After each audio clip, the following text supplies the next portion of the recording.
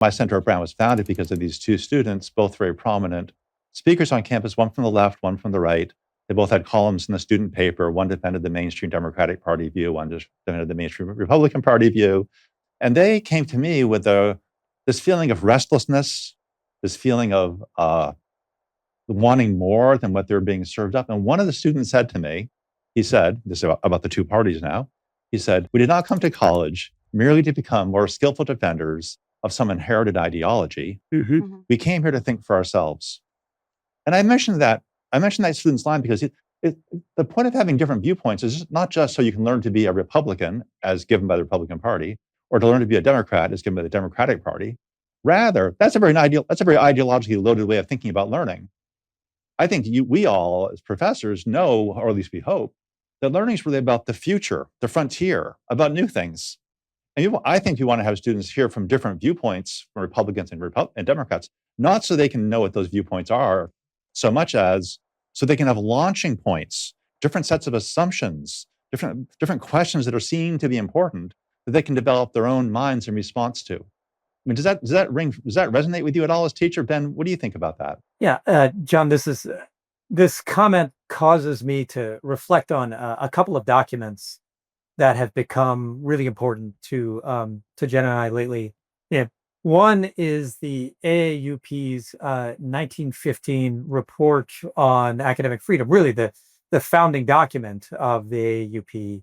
And for this conversation, what's most important about that document is that therein, the committee that wrote it identifies both a legitimately progressive element of scholarship and a legitimately conservative element of scholarship.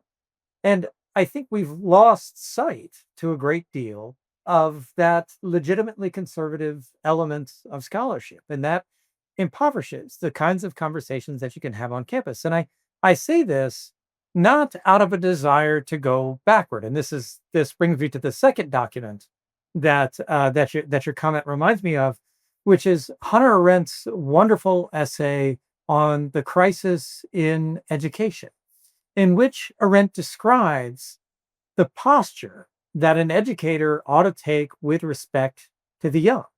The educator should, Arendt argues, take the perspective of someone who takes responsibility for the world and presents it to the young, not so as to simply cause them to be simple continuations or reincarnations of the world of the past, simply to form them into that mold. That's right.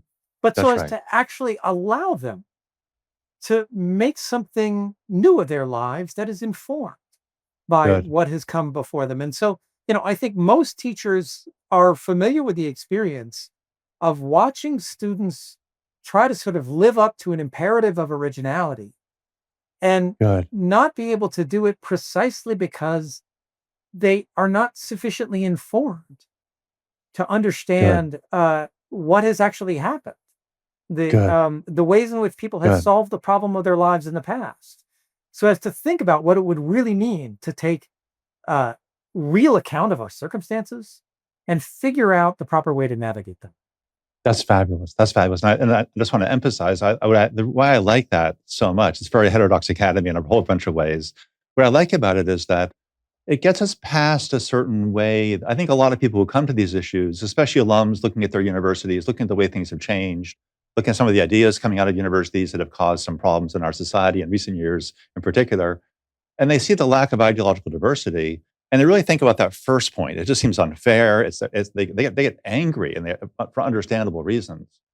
And yet it's also important for us to recognize that it's not just the fairness point. It's really a question of what we're trying to do at universities at all.